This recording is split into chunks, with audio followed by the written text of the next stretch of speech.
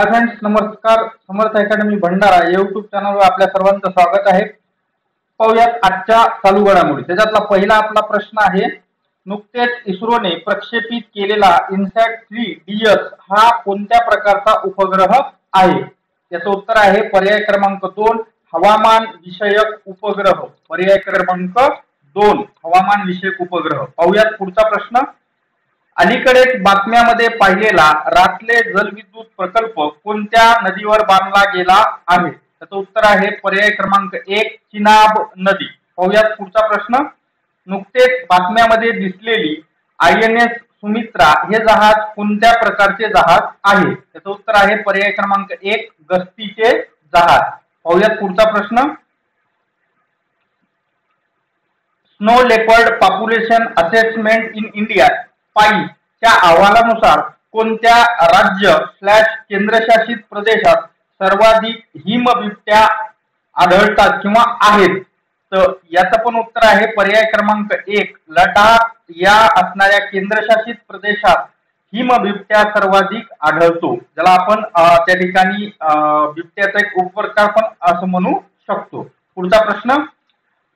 अलीकडेच Australian open 2024 मध्ये कोणत्या खेळाडूने महिला एकेरीचे विजेते पद जिंकले आहे?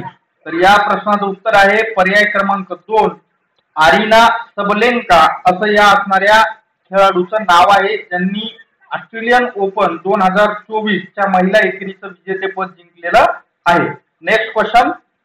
अलीकडेच बातम्यामध्ये दिसलेली कल्लेग्नार स्पोर्ट्स किट ही योजना कोणत्या राज्याने सुरू केली आहे? या प्रश्नाचं उत्तर आहे पर्याय क्रमांक 1 तामिळनाडू या राज्याने ही योजना सुरू केलेली आहे, कल्लेग्नार स्पोर्ट्स किट. पाहूयात पुढचा. बातम्यात नुकतीच उल्लेख केलेली होल्ट टायफून म्हणजे काय? पर्याय 4 आहेत बघा. पहिला पर्याय एक नवीन कृत्रिम बुद्धिमत्ता साधन, दुसरा पर्याय एक नवीन पर्यावरण उपक्रम, तिसरा पर्याय आहे एक सायबर हॅकिंग गट आणि चौथा पर्याय आहे एक क्रिप्टोकरन्सी. तर या प्रश्नाचं उत्तर आहे पर्याय क्रमांक 3 एक सायबर हॅकिंग गट आहे, ज्याचं नाव आहे होल्ट टायफून असं याचं असणारं नाव आहे. होल्ट टायफून याला म्हटल्या जाते. ठीक आहे. पुढचा प्रश्न 8 नंबरचा. सी केअर्स वेब पोर्टल अलीकडे बातम्यामध्ये पाहिले गेले आहे, ते कोणत्या क्षेत्राशी संबंधित आहे? सी केअर्स वेब पोर्टल नुकतंच लॉन्च झालेलं आहे, ज्याची चर्चा पण झाली होती. तर याचं उत्तर आहे पर्याय क्रमांक 3 कोळसा क्षेत्राशी असणारे संबंधित आहे. पुढचा प्रश्न. डिजिटल डिटॉक्स उपक्रम अलीकडेच बातम्यामध्ये दिसला, तो कोणत्या राज्याशी संबंधित आहे? तर याचं उत्तर आहे पर्याय क्रमांक 2 कर्नाटक या राज्याशी हा असणारा डिजिटल डिटॉक्स उपक्रम संबंधित आहे. पुढचा प्रश्न 10 नंबरचा, हा थोडासा मोठा आहे बघा. अलीकडेच बातम्यामध्ये पाहिलेला घर पोर्टलचे प्राथमिक उद्दिष्ट काय आहे? 4 पर्याय आहेत, वाचून दाखवतो. ऐतिहासिक वास्तूच्या जीर्णोद्धाराचे निरीक्षण करा आणि त्याचा मागोवा घ्या, पहिला पर्याय होता. दुसरा पर्याय मुलांच्या जीर्णोद्धारांचा आणि परत पाठवण्याचा डिजिटली मागोवा घेणे आणि त्यांचे निरीक्षण करणे, तिसरा पर्याय आहे मुलांना आरोग्य सेवा देणे आणि चौथा पर्याय आहे आगामी आपत्तीबद्दल रिअल टाइम अपडेट प्रदान करण्यासाठी. याचं उत्तर आहे पर्याय क्रमांक 2 मुलांच्या जीर्णोद्धार आणि परत पाठवण्याचा डिजिटली मागोवा घेणे आणि त्यांचे निरीक्षण करणे हे असणारं घर पोर्टलचं प्राथमिक उद्दिष्ट असणार आहे. पुढचा प्रश्न 11 नंबरचा.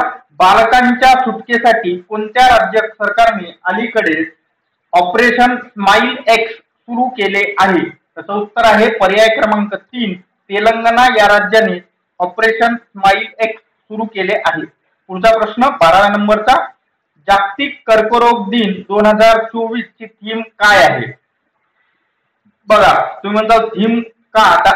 आता नवीन पॅटर्न नुसार त्या ठिकाणी पोलीस भरतीमध्ये कर्करोग दिन किंवा कोणत्याही दिनाविषयी थीम विचारल्या जात आहे. त्याचं उत्तर आहे पहिला option close the care gap. हे 2024च्या जागतिक कर्करोग दिन म्हणजे जागतिक कॅन्सर दिनाची असणारी थीम होती. पुढचा प्रश्न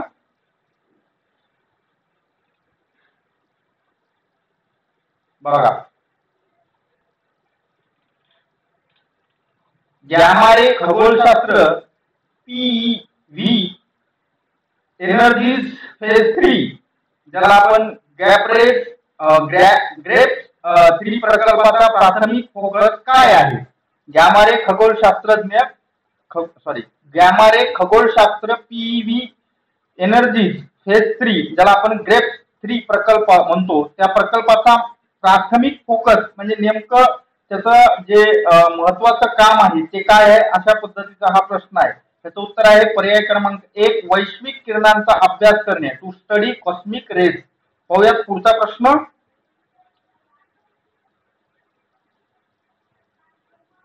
14 नंबरचा प्रश्न. अलीकडे कोणत्या राज्याच्या मंत्रिमंडळाने समान नागरी संहिता, ज्याला आपण UCC असं म्हणतो, तर या अहवालाला मंजुरी दिली आहे, किंवा समान नागरी कायदा लागू करणारं भारतातील पहिलं राज्य कोणतं, असा पण प्रश्न विचारला जाऊ शकतो. तर या प्रश्नाचं उत्तर आहे पर्याय क्रमांक 3, उत्तराखंड राज्याने पहिल्यांदा भारतामध्ये समान नागरी संहिता लागू केलेली आहे. नेक्स्ट क्वेश्चन आणि शेवटचा प्रश्न आजच्या चालू घडामोडी सत्रातला. अलीकडेच युनिफाईड पेमेंट इंटरफेस, ज्याला आपण UPI असं म्हणतो, ही प्रणाली स्वीकारणारा पहिला युरोपियन देश कोणता बनला आहे? तर हा असणारा फ्रान्स हा देश बनलेला आहे, ज्यांनी युनिफाईड पेमेंट इंटरफेस, ज्याला आपण UPI असं म्हणतो, तो स्वीकारणारा जगातला पहिला युरोपियन देश पहिला बनलेला आहे. ठीक आहे, अशा पद्धतीचे आज आपण 15 प्रश्न पाहिलेले आहेत. तर राहिलेले प्रश्न उद्याच्या व्हिडिओमध्ये आपण पाहूयात. जास्तीत जास्त व्हिडिओला शेअर करा, लाईक करा, सबस्क्राईब करा. धन्यवाद. भेटूया उद्याच्या व्हिडिओ मध्ये.